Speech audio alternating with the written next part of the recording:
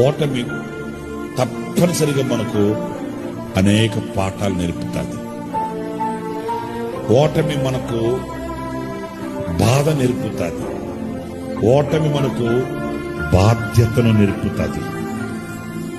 ఓటమి మనకు గాయాన్ని నేర్పుతుంది, గాయాన్ని చూపుతుంది.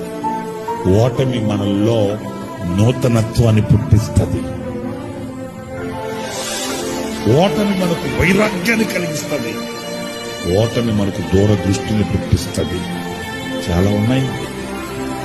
జయం ఒకటే, జయించేవాళ్ళు అయిపోయింది.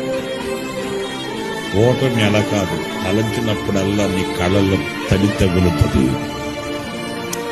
తడి తగిలినప్పుడల్లా నీ గుండె భారం ఎక్కుతుంది.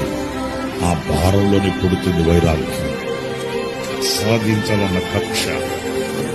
స్తోత్రం కలుగుగాక.